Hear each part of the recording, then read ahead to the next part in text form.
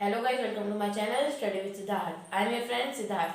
Friends, हमने हमारे last video में यानी महाभारत के चैप्टर 2 में पढ़ा था कि देवव्रत कौन थे, उनके माता पिता का नाम क्या था और उनकी क्वालिटीज़ क्या क्या थी। हमने उनके बारे में पढ़ा और मैंने, जहाँ तक आपको याद हो, मैंने ये भी बताया था कि आगे चल के वो भीष्म पितामह के नाम से उनका विख्यात हुआ था। मतलब सब लोग उनको भीष्म पितामह के नाम से जानते थे। तो आज के वीडियो में हमारे चैप्टर का नाम है भीष्म प्रतिज्ञा, जिसमें एक ऐसी प्रतिज्ञा उन्होंने ली थी कि जिस चक्कर में उनका नाम भीष्म पितामह पड़ गया। तो चलिए आज हम हमारा चैप्टर स्टार्ट करते हैं। अपने हाथ में लीजिए बाल महाभारत की book, page number 5 and let's start. तेजस्वी पुत्र को पाकर राजा प्रफुल्लित मन से नगर को लौटे और देवव्रत राजकुमार के पद को सुशोभित करने लगे। मतलब अब उनको एक तेजस्वी, इतना गुणवान पुत्र मिल गया था जिसमें इतनी सारी क्वालिटी थी। उनको ऐसा बेटा मिल के वो बहुत खुश हो गए। प्रफुल्लित मतलब बहुत खुश मन से वो नगर को लौटे, यानी अपने राज्य में लौटे और देवव्रत को राजकुमार के पद को सुशोभित करने लगे। मतलब उनको राजकुमार बना दिया उन्होंने। क्या बना दिया? राजकुमार।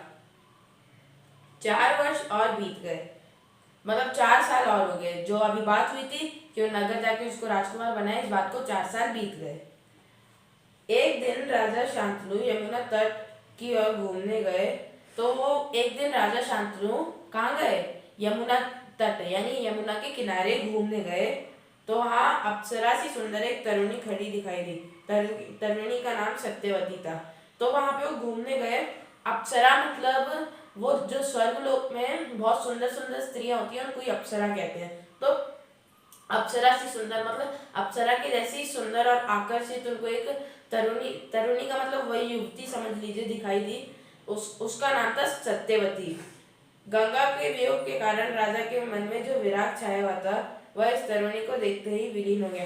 मतलब जब गंगा चली गई थी तो उनका मन थोड़ा सा विचलित हो गया था ना, कि उनको बुरा लगता था। तो वो ये उसको ये देख के, सत्यवती को देख के वो मतलब थोड़ा सा उनका जो मन में वो थी ना, क्या बोलते हैं, विचलित। उनका मन जो विचलित हो गया था, मतलब उनके मन में जो टेंशन आ गए थे, टेंस हो गए थे, वो सारी चीजें थोड़ी दूर हुई। उस सुंदरी को अपनी पत्नी बनाने की इच्छा उनके मन में बलवती हो उठी और उन्होंने सत्यवती से प्रेम याचना की। उन्होंने बोला कि मतलब अब उनके मन में, जैसे उन्होंने गंगा से पूछा था, उन्होंने सत्यवती से भी अपना विवाह का प्रस्ताव रखा कि क्या आप मुझसे विवाह करोगी? सत्यवती ने बोला कि मेरे पिता मल्लाहों के सरदार हैं। मतलब उसके पिता एक सरदार हैं, पहले उनकी अनुमति ले लीजिए। मतलब उन्होंने बोला कि पहले उनकी इजाजत यानी उनकी परमिशन ले लीजिए, फिर मैं आपकी पत्नी बनने को तैयार हूँ। फिर वो उनसे विवाह कर लेंगी। राजा शांतनु ने जब अपनी इच्छाओं उन पर प्रकट की तो केवट राज ने कहा, आपको मुझे एक वचन देना पड़ेगा। तो उधर के जो राजा थे केवट राज, उन्होंने बोला फिर कि आपको पहले मुझे एक वचन देना पड़ेगा। पिछली बार भी एक वचन था, इस बार भी एक वचन है। राजा ने कहा, जो मांगोगे दूंगा, यदि वह मेरे लिए अनुचित ना हो। अब पिछली बार उन्होंने बोला कि मैं हर चीज मांगूंगा, पर इस बार वो बोले, देखिए फ्रेंड्स, हर जगह दिमाग लगाना पड़ता है और मॉडिफिकेशन करने पड़ते हैं। इस बार उन्होंने अपनी बात में मॉडिफिकेशन ये करा कि जो मांगोगे दूंगा, यदि वह मेरे लिए अनुचित ना हो। मतलब अनुचित मतलब वो उनके लिए उचित हो, वो कर सके, कोई गलत काम ना हो उनके लिए, कि वो बोले कि मेरे को राजा बना दो, तो ऐसा तो पॉसिबल नहीं है ना। तो इसलिए उन्होंने बोला कि जो अनुचित ना हो, जो उचित हो वो। केवटराज बोले, आपके बाद हस्तिनापुर के राज सिंहासन पर मेरी लड़की का पुत्र बैठेगा। इस बात का आप मुझे वचन दे सकते हैं क्या? तो उन्होंने पूछा कि आपके बाद मतलब राजा शांतनु राजा है, तो पहले की नीति के अनुसार क्या होता था, राजा की डेथ होती थी, उनका बेटा बैठता था राजगद्दी पे। तो उन्होंने बोला कि पहले एक गंगा का पुत्र था ना, क्या नाम था उसका, देवव्रत। यस, ये जिसके बारे में चैप्टर है हमारा, वो भीष्म प्रतिज्ञा। तो वो नहीं बैठेगा, जो सत्यवती का पुत्र होगा सिंहासन पे वो बैठेगा, राजा वो बनेगा। ऐसा केवटराज ने उनसे पूछा। केवटराज की शर्त राजा शांतनु को नागवार लगी। गंगा सुध छोड़कर अन्य किसी को राजगद्दी पर बैठाने की कल्पना तक उनसे ना हो सकी। मतलब उन्होंने बोला कि उन्होंने सोचा कि मतलब ये कैसे हो सकता है, इतना तेजस्वी पुत्र वो गंगा का है, उसको छोड़ के वो किसी को राजगद्दी पे बिठाने का सोच भी नहीं सकते, और ये उनसे ऐसा वचन मांग रहे हैं। निराश और उद्विग्न मन से वह नगर की ओर लौट गए। उन्होंने मना कर दिया और अब निराश मन यानी सैड माइंड के साथ वो नगर लौट गए। किसी से कुछ भी ना कह सके, उन्होंने किसी से कुछ भी नहीं कह पा रहे थे वो, पर चिंता उनके मन को कीड़े की तरह कुतर कुतर कर खाने लगी। मतलब जो चिंता थी ना वो मन को कवर कर रही थी पूरा, वो बहुत ज्यादा टेंस्ड हो गए थे। देवव्रत ने देखा कि उसके पिता के मन में कोई ना कोई व्यथा समाई हुई है। उसने देखा कि उनकी देवव्रत जो उनका बेटा था, उसने देखा कुछ तो इनके दिमाग में चल रहा है, तभी ये इतने ज्यादा टेंस रहने लगे हैं। एक दिन उसने शांतनु से पूछा, पिताजी संसार में कोई भी सुख ऐसा नहीं जो आपको प्राप्त ना हो, फिर भी इधर कुछ दिनों से आप दुखी दिखाई दे रहे हैं। उन्होंने बोला कि पूरी दुनिया का ऐसा कोई सुख नहीं है जो आपको ना मिले। अगर आपको पैसा चाहिए आप पे पैसा है, आपको घोड़े चाहिए घोड़े, धन दौलत जो आप चाहते हैं आपको सब मिलता है, फिर भी आपके चेहरे पे टेंशन क्यों दिखाई दे रही है, आपके चेहरे पे ये दुख क्यों दिखाई दे रहा है, तो आपको किस बात की चिंता है। फिर उसने पूछा कि पिताजी आपको है चिंता किस बात की। चिंता मतलब आप समझ सकते हैं ना, वही आप किस चीज के लिए टेंशन रहता। यद्यपि शांतनु ने गोलमाल बातें बताई, फिर भी कुशाग्र की बुद्धि देवव्रत को बात समझने में देर न लगी। मतलब उन्होंने तो शांतनु जो राजा थे, उन्होंने अपने बेटे को घुमा फिरा के बातें बोलते, अरे ये चल रहा है वो चल रहा है, राज की टेंशन, ऐसा कुछ करके उन्होंने उसका दिमाग बहलाने की कोशिश करी। पर हमने क्या बात करी थी कि उनका बेटा शार्प माइंडेड था, तो उसको सब पता चल गया। मतलब उसको बात समझते देर नहीं लगी कि कुछ तो दिक्कत चल रही है और ये बातें घुमा रहे हैं। उन्होंने राजा के साथी से पूछताछ करके उस दिन केवट रात से यमुना नदी के किनारे जो कुछ बातें हुई थी उनका पता लगा लिया। अब वो शार्प माइंडेड थे, उन्होंने सोचा कि पहले मैं सारथी से बात करता हूँ, सारथी जो राजा का घोड़ा लेके गया था। तो उन्होंने पूछताछ करके उस बात का पता लगवाया जो उस दिन यमुना किनारे हुई थी, कि ऐसा हुआ क्या था, मतलब जो केवट राज थे उसके पिता के साथ क्या बातें हुई थी। देवव्रत ने सारी पता लगवा ली एंड आफ्टर दैट उनका पता लगाने और पिताजी के मन की व्यथा जानकर देवव्रत सीधे केवटराज के पास गए और उनसे कहा कि वह अपने पुत्री सत्यवती का विवाह महाराज शांतनु से कर दे। वो फिर उन्होंने कुछ नहीं सोचा, वो डायरेक्टली केवटराज के पास गए, सत्यवती के पापा के पास, कि अपनी बेटी का विवाह मेरे पिता के साथ कर दीजिए, राजा शांतनु के साथ कर दीजिए। केवटराज ने वही शर्त दोहराई जो उन्होंने शांतनु के सामने रखी थी। उन्होंने फिर वही सारी शर्त रिपीट करी कि ऐसा ऐसा तुम राजा नहीं बनना चाहिए, सत्यवती का पुत्र बनना चाहिए। देवव्रत ने कहा, यदि तुम्हारी आपत्ति का कारण यही है तो मैं वचन देता हूँ कि मैं राज्य का लोभ नहीं करूंगा। उन्होंने बोल दिया कि अगर तुम्हारे यही कारण है कि तुम विवाह नहीं कर पा रहे तो फिर मैं राजा नहीं बनूंगा। ओके, सत्यवती का पुत्र ही मेरे पिता के बाद राजा बनेगा, सत्यवती के पुत्र को ही वहां पे राजा बना देना। ओके, केवटराज इससे संतुष्ट हो गए। उन्होंने और दूर की सोची, बोले, आर्य पुत्र, इस बात का मुझे पूरा भरोसा है कि आप अपने वचन पर अटल रहेंगे।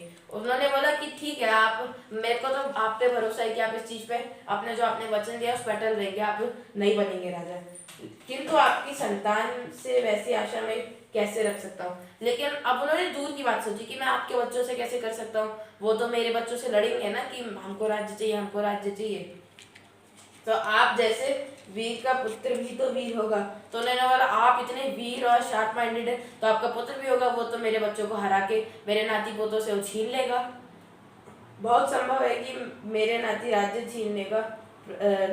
से राज्य छीनने का प्रयत्न करे। इसके लिए आपके पास क्या उत्तर है?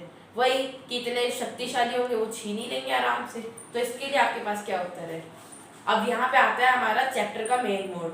उन्होंने जो भीषण प्रतिज्ञा की, केवटराज के प्रश्न अप्रत्याशित था, उसे संतुष्ट करने का यही अर्थ हो सकता है कि देवव्रत अपने भविष्य का भी बलिदान कर दे। उन्होंने अब उनका ये जो प्रश्न था उससे तो बस एक ही चीज निष्कर्ष में निकलती है, एक ही सॉल्यूशन निकलता है कि वो अपने फ्यूचर का भी बलिदान कर दे, मतलब वो अपने फ्यूचर को भी अब केवटराज को ही सौंप दे, ऐसा ही कुछ मान लीजिए। किंतु पितृभक्त देवव्रत ने जरा भी विचलित नहीं हुए। पितृभक्त मतलब अपने पिताजी का भक्त, अपने पापा का भक्त, वो बिल्कुल भी विचलित नहीं हुआ और उसने फिर गंभीर स्वर में उन्होंने कहा, मैं जीवन भर विवाह नहीं करूंगा, आजन्म ब्रह्मचारी रहूंगा, मेरे संतान ना होगी, अब तो तुम संतुष्ट हो। अब उन्होंने प्रतिज्ञा कर ली, यही उनकी भीषण प्रतिज्ञा थी, मतलब बहुत ही ज्यादा बड़ी प्रतिज्ञा थी कि मैं जीवन भर विवाह नहीं करूंगा, आजन्म ब्रह्मचारी। मतलब पूरे जन्म भर मैं ब्रह्मचारी रहूंगा, और ब्रह्मचारी का अर्थ होता है जिसने शादी ना करी हो। ओके, अब तो तुम संतुष्ट हो। अब उसने बोला कि अब तो संतुष्ट हो गए। किसी को आशा ना थी कि तरुण कुमार ऐसी कठोर प्रतिज्ञा करेंगे, किसी को भी ऐसी आशा नहीं थी कि वो अपने पिताजी के लिए इतनी ज्यादा कठोर प्रतिज्ञा कर लेंगे। देवव्रत ने भयंकर प्रतिज्ञा की थी, इसलिए उस दिन से उनका नाम ही भीष्म पड़ गया। अब उन्होंने इतनी ज्यादा भीषण प्रतिज्ञा की थी, इसलिए उस दिन से उनका नाम क्या पड़ गया? भीष्म। भीष्म पितामह। केवटराज ने सानंद अपनी पुत्री को देवव्रत के साथ विदा किया। अब उन्होंने अपनी जो बेटी थी उसको देवव्रत के साथ विदा करा, लेकिन उसका जो विवाह था वो किससे हुआ था? राजा शांतनु से। सत्यवती से शांतनु के 2 पुत्र हुए, चित्रांगद और विचित्रवीर्य। जो सत्यवती थी उसके 2 पुत्र हुए। क्या क्या नाम बताया मैंने? चित्रांगद और विचित्रवीर्य। शांतनु के देहावसान पर चित्रांगद हस्तिनापुर के सिंहासन पर बैठे और उनके युद्ध पर मारे जाने पर विचित्रवीर्य। अब देहावसान क्या होता है? जब हम अपना देह यानी शरीर को त्याग देते हैं तो वो होता है देहावसान। इसका अगर हम नॉर्मल वर्ड्स में कहें तो डेथ। तो शांतनु के डेथ के बाद चित्रांगद जो बड़े बेटे थे वो गद्दी पे बैठे, यानी वो राजा बने। और फिर वो एक युद्ध में उनकी डेथ हो गई, तो इस चक्कर में उनके छोटे भाई विचित्रवीर्य को राजा बना दिया। तो फिर अब विचित्रवीर्य जो थे उनकी 2 रानियां हुई। उन्होंने 2 रानियों से विवाह करा जिनका नाम था अंबिका और अंबालिका। अंबिका के पुत्र थे धृतराष्ट्र। जो अंबिका थे उनके पुत्र थे धृतराष्ट्र, और अंबालिका के पांडु। और जो अंबालिका थे उनके पांडु। उनके पुत्र का नाम बता रहा हूँ मैं। एक का नाम था धृतराष्ट्र और एक का नाम था पांडु। धृतराष्ट्र के पुत्र कौरव कहलाए और पांडु के पांडव। देखिए मैंने हमारे पार्ट 1 के जो वीडियो था उसमें मैंने बताया था ना, कौरव और पांडव में युद्ध हुआ था। तो वो दोनों सगे भाई थे, उनके पापा धृतराष्ट्र और पांडु सगे भाई थे, और जो उनके बेटे थे वो कजन्स थे आपस में, और उन लोगों के बीच में लड़ाई हुई थी। जो कौन थे? कौरव और पांडव। महात्मा भीष्म शांतनु के बाद कुरुक्षेत्र से युद्ध का अंत होने तक उस विशाल राजवंश के सामान्य कुलनायक और पूज्य बने रहे। मतलब जो भीष्म पितामह थे वो जब तक कुरुक्षेत्र का युद्ध नहीं हो गया था, जब तक वो युद्ध खत्म नहीं हो गया था, तब तक वहां पे पूजनीय रहे। अभी फ्रेंड्स मैंने बोला पूजनीय थे। पूजनीय मतलब वो वहां पे उनका दादाजी थे, मतलब छोटे छोटे बच्चे थे, उनके परदादा के स्वरूप में थे वो, और सब उनकी पूजा करते थे। वो इतने महान थे और जैसा कि उनकी इतनी क्वालिटीज थी, सब उनकी पूजा करते थे। इसका मतलब होता है पूजनीय थे। देन बाद में जब वहां पे युद्ध हुआ कुरुक्षेत्र का, तो बाद में उनकी मृत्यु हो गई थी। एंड फ्रेंड्स इनकी देखिए मैं आपको पीढ़ियां बता देता हूँ एक बार। ये आप देख सकते हैं, यहाँ पे एक टेबल है, मैं डिस्क्रिप्शन में इसकी फोटो डाल दूंगा। शांतनु थे, महाराज शांतनु थे। उनकी 2 रानियां थी, गंगा और सत्यवती। गंगा के पुत्र थे देवव्रत, और सत्यवती के 2 पुत्र थे, चित्रांगद और विचित्रवीर्य। चित्रांगद की अकाल मृत्यु के कारण उन्होंने विवाह नहीं किया था। तो विचित्रवीर्य की 2 रानियां थी, अंबिका और अंबालिका। और अंबिका ने जन्म दिया था एक पुत्र को जिसका नाम था धृतराष्ट्र, और बाद में धृतराष्ट्र के पुत्र कौरव, जो 100 पुत्र थे वो कौरव कहलाए, जिनमें से सबसे बड़ा था दुर्योधन।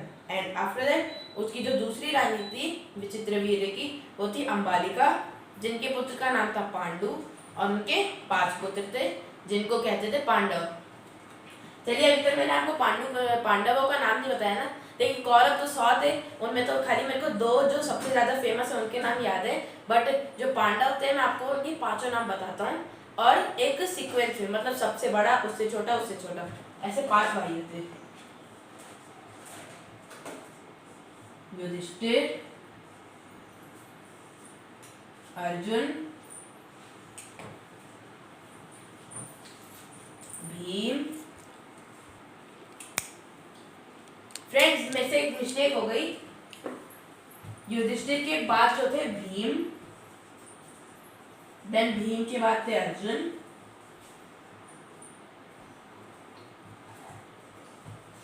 देन अर्जुन के बाद थे नकुल, और उन 5 में सबसे छोटे भाई थे सहदेव।